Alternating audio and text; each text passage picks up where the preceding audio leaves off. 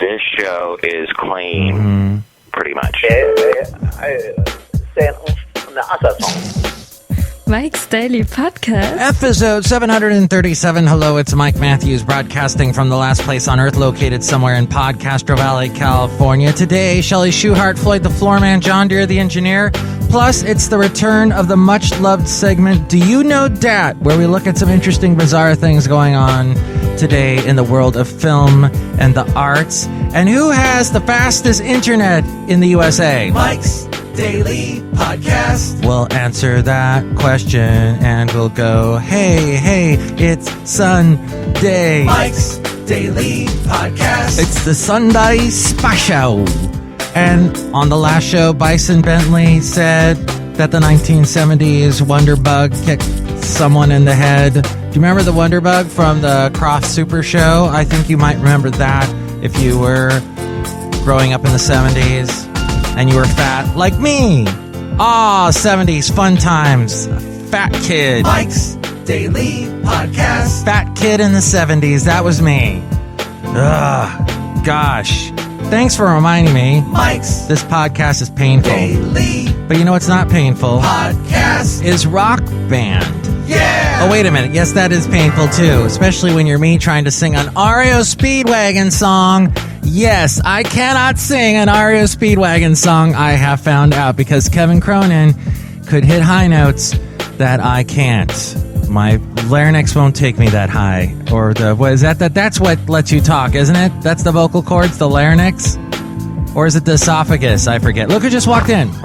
Hello, my God, is it Chely Shoehart, job supervisor? Oh my God, did you go to the Terry and Steve cabana party? Yes, they every year do a cabana party where they do Rock Band. In fact, I've had Terry on the show before, interviewed her and talked to her and Steve and talked about the show that they do, the Rock Band concert show people they invite on Facebook. And I was there last night. And my lady friend and I sang some songs, including It's a 1:15, I'm a little drunk and I need you now. Yes, we did. We Lady Antebellum'd it. And we did our little Lady Antebellishments to it. But it worked out okay. Actually, my lady friend doesn't do the improv thing. She sticks to the rules. Wherever that little cursor tells her to sing, it's got the little lines that you have to follow, she's on it. I, however, will be like, that's not how the song goes. I'm going to do it the real way, or I'm going to do it my way, or the way I feel in my soul.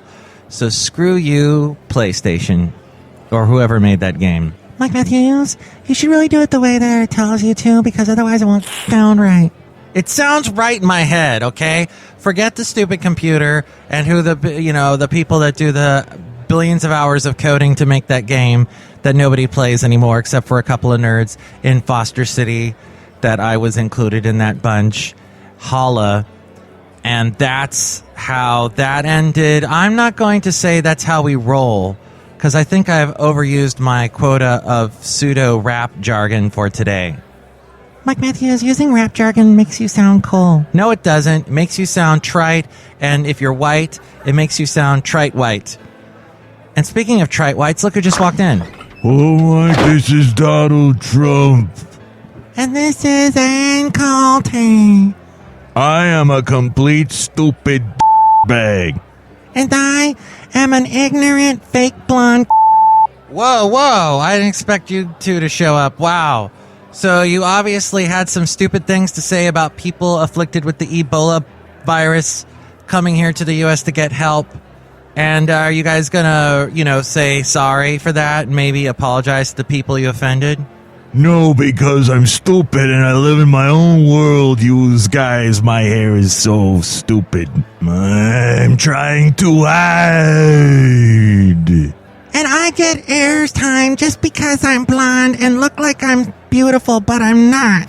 I probably don't even sound like this, do I? No, you actually sound a little bit different. You sound a little more like if someone got hit in the head really hard and lost all sense of reason. And with that, we bid you adieu, goodbye. Yay, they're leaving. All right, don't let the door hit you on the way out. I wish it would remain permanently closed to them on any TV channel that exists.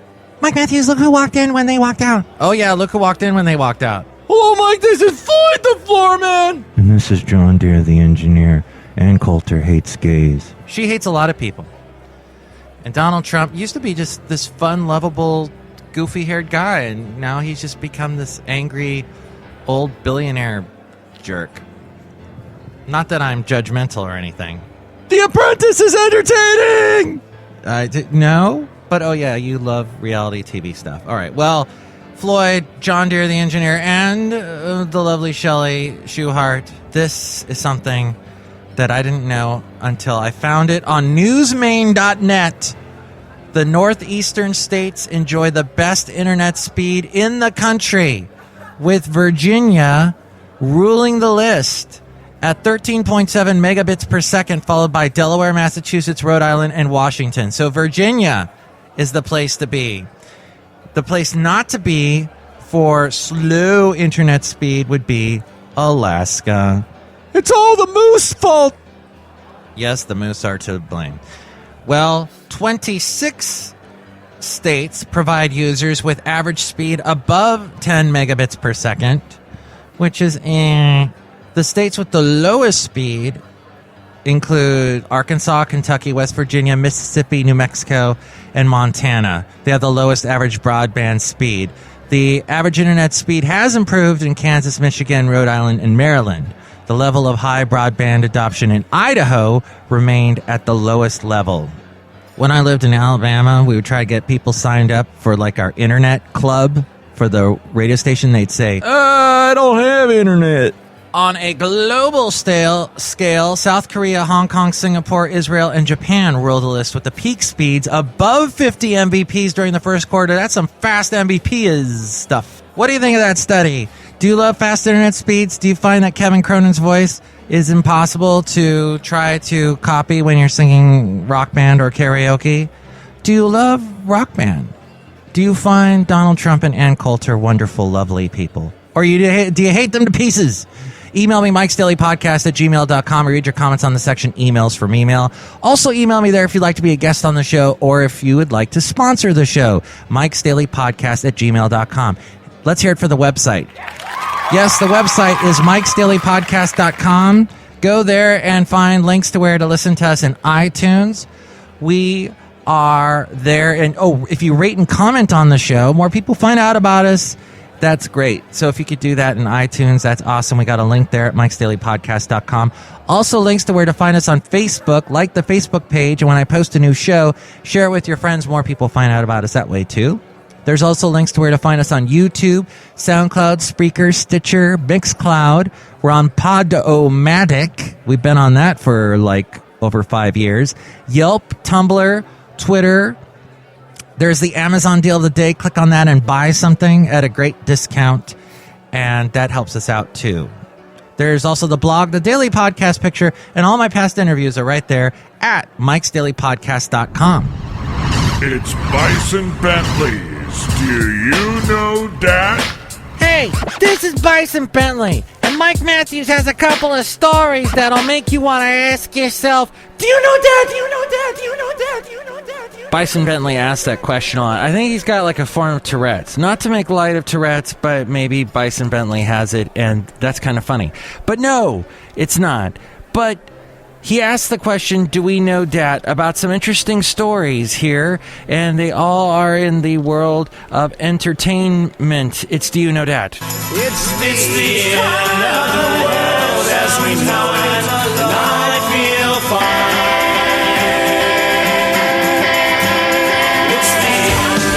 Entertainment Weekly recently did an article that perfectly encapsulated the apocalyptic movies from the beginning of the creation of movie making. Apocalyptic movies have been with us since the dawn of cinema, even before the birth of talking pictures. One of the earliest was 1916's aptly titled The End of the World. This Danish film depicts a daisy chain of natural disasters and riots after a rogue comet passes too close to the Earth. This wasn't some fantastical confection conjured up from Copenhagen either. The film was a response to the panic that had erupted 6 years earlier when Halley's Comet brushed past the planet. The End of the World became a box office hit, early evidence that filmgoers would flock to see what scared the heck out of them. In the century since, hundreds of films have charted the destruction of our planet. Although often set in a distant future, these spectacles tend to address the subconscious demons we're grappling with right now. By the 1930s, 2 decades after the end of the world, Hollywood had established itself as a dream factory. It could also manufacture nightmares in the films like 1933's earthquake and flood epic Deluge. Then in the 40s, cinematic doomsday metaphors gave way to real-world terrors of World War II and the Holocaust, and apocalyptic movies took a break because newsreels were harrowing enough. In the 1950s, however, it was the first golden age of apocalypse cinema. The decade kicked off with 1951's The Day the Earth Stood Still, a pacifist parable about a space alien who lands in D.C. with a chilling ultimatum for humankind: pursue peace or the Earth gets blasted to smithereens. Darker waters lay ahead with 1953's adaptation of H.G. Wells' The War of the Worlds, 1956 McCarthyism allegory Invasion of the Body Snatchers, and 1959's On the Beach, a doom-drenched Gregory Peck drama about the aftermath of nuclear war. Darker still was 1954's Godzilla, a monster movie born in Tokyo that became a haunting reminder of the possible price of leveling 2 Japanese cities to radioactive dust. Then, in 1964, just 2 years after JFK and Khrushchev squared off in their annihilation chess match off the coast of Cuba, Sidney Lumet directed Fail Safe, a somber and screw-tightening war room procedural about an accidental nuclear warhead attack on Moscow. And earlier that year, Stanley Kubrick imagined a similar scenario filtered through the humor of Dr. Strangelove or How I Learned to Stop Worrying and Love the Bomb. 4 years after that, Hollywood offered a different message. In the year that I was born, 1968, there was Planet of the Apes and also Night of the Living Dead. Planet of the Apes featured perhaps the genre's best sting-in-the-tail finale and its most iconic image, the Statue of Liberty in ruins. But George A. Romero's low-budget chiller, Night of the Living Dead, was surprising about how the longest shadows of a metaphorical game changer covering everything from civil rights to the carnage in Vietnam using zombies. Charlton Heston skipped the last 3 increasingly cheesy Planet of the Apes sequels and busied himself instead with a pair of post-apocalyptic popcorn flicks, 1971's The Omega Man and 1973's Soylent Green. The cause of disaster in these movies was ostensibly biological warfare and overpopulation and pollution, but the real theme was paranoia. Suddenly, authority figures and the experts weren't to be trusted, a mood that would actually find its hypothesis in Watergate. By the 1980s, the end of the world no longer seemed to be something that was merely happening to us, but something caused by us.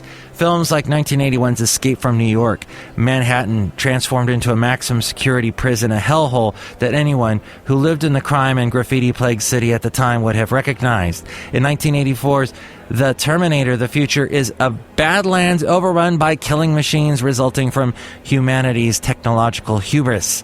The 1990s took familiar apocalyptic tropes and supersized them. Yes, it was the age of supersizing, with juggernauts like 1995's Waterworld, 1996 Independence Day, and 1998's Deep Impact. It wasn't until...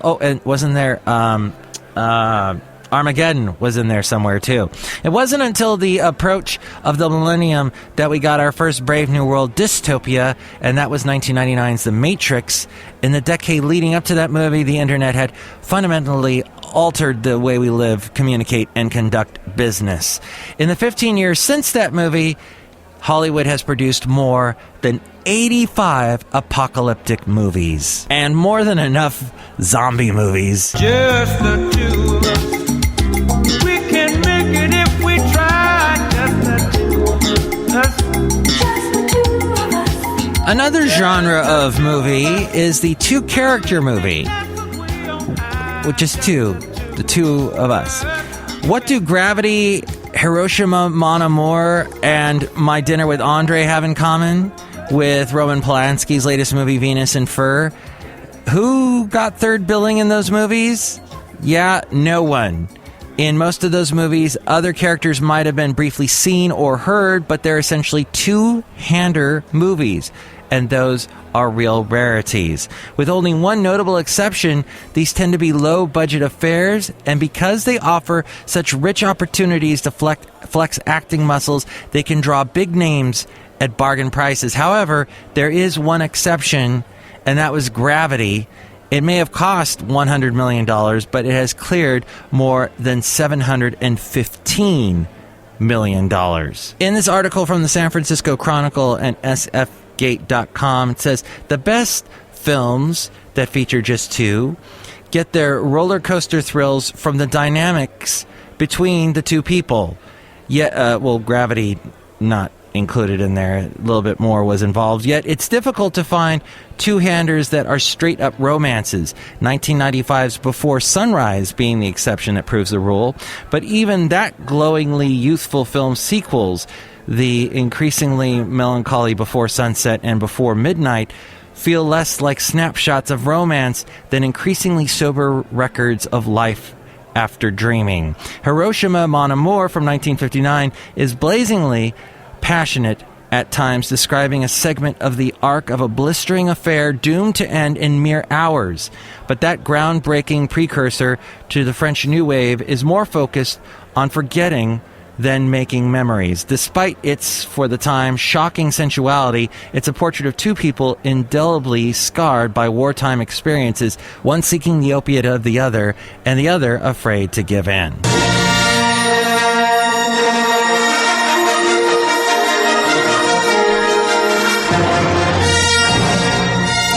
Following up his 2011 crowdsourced documentary, The People vs. George Lucas, filmmaker Alexander Felipe recently announced plans to make a sequel that will address Disney's 2012 takeover of the Star Wars franchise. Only this time, Felipe hopes he won't be getting any death threats. On the first film, there was all kinds of craziness, he says. For people who didn't look past the title, the assumption was that this was going to be a takedown piece. I'd get emails and messages like, "Why are you trying to go after Star Wars and ruin this universe that I love so much? You deserve to die." I didn't know how seriously to take it, but some of these people seemed pretty vicious. Felipe felt compelled to make The People vs. George Lucas Episode 2 after Lucas relinquished creative control to Disney in 2012 as part of the studio's $4 billion purchase of Lucasfilm. "I feel like there's a final act that absolutely needs to be told," Felipe said. This according to the San Francisco Chronicle and also sfgate.com. "This is not just about putting George Lucas or Disney or J.J. Abrams on trial. What I'm really interested in is this sort of hero move that Lucas made, which is that he's going to be giving the $4 billion to education. That's a crucial part of the story I wanted to tell." Using the same crowdsourced method featured in his first Lucas documentary, Felipe is inviting fans and critics alike to take part in Episode 2 by submitting their own video rants at pvg2.com. Felipe hopes to release The People vs. George Lucas Episode 2 shortly before the J.J. Abrams-directed Star Wars Episode 7 hits theaters next year. He explains, "When you deal with global pop culture, I feel like you're not fully exploring the phenomenon unless you give fans the opportunity to participate. I want to make sure that people anywhere around the world with access even to an iPhone camera will be able to send us footage for possible inclusion in the movie. I just want to give the fans a voice." This time, baby, I'll be bulletproof. Still bulletproof 5 years later. 5 years have passed since LaRue released its self-titled debut album, launching the hit single Bulletproof and earning a Grammy Award. In that time, singer Ellie Jackson, who's 26 now, split with her songwriter partner Ben Langmaid, suffered from anxiety attacks, and nearly lost her voice. This according to also San Francisco Chronicle and sfgate.com. But she returns in top form to steer LaRue's latest release, Trouble in Paradise. She says that when asked if she's a control freak. She says 10 people could come into the studio and say, that's brilliant. But if it's not 100% representative of what you like, it doesn't matter. You still feel unsatisfied. It really is all about the music. She says, I do bash ideas out pretty quickly. She says it's forming them into something that's the best that you can make it that takes time. When asked about what, if you could go back in time 5 years ago, what's the best advice you would offer your 21-year-old self? She says, I don't know. I'd probably tell myself to shut up and chill out. But she said it would be pointless because if someone told me to shut up and chill out, I would just tell them to F off. I'll be leaving the last place on Earth as we go outside of the last place on Earth, located somewhere in Podcastro Valley, somewhere in... How did I mess that up? Anyway, we've gone outside. And here's today's podcast picture. The picture is from Pier 39. No, it's not of the sea lions. Yeah, this is what the Pier 39 sea lions sound like. They recently returned after being gone for some reason. I don't know what it was. No, but the podcast picture is of the carousel there at Pier 39. It looked so nice, so beautiful. And I took that picture one evening. I believe this was in December. But you can see that now at MIKEs-DAILY-PODCAST.com. Mike Matthews, that's like so beautiful. And I love the way like sea lions sound. They like sound like they're talking and singing like LaRue. This time I'll be bulletproof. Wow. Can you do REO Speedwagon? You take it on the run, baby. If that's the way you want it, baby, then I don't want you around. Wow. Oh, man. I am floored. Dang, I should have taken you to the rock band show last night, the concert party, whatever it was. Mike, what was it exactly? I'm not sure. But it was Heaven on Earth because Ann Coulter wasn't there. She's a... Oh, boy. Tomorrow, we will bring you the return of the much-loved segment Into an Interview. Plus, we will hear from... Oh, and by the way, who's going to be on the Into an Interview? We're going to have a singing duo, Bradford Loomis and Beth Whitney. We'll also hear from Benita, the disgruntled fiddle player, and the brewmaster. Mike's Daily Podcast is written and produced and performed by Mike Matthews. His podcast is super easy to find. Download or listen to his show and read his blog at MIKEs-DAILY-PODCAST.com. Email Mike now at MIKES-DAILY-PODCAST@gmail.com. See you tomorrow. Bye. John Deere, the engineer, I hope that we're not trite white. We might be.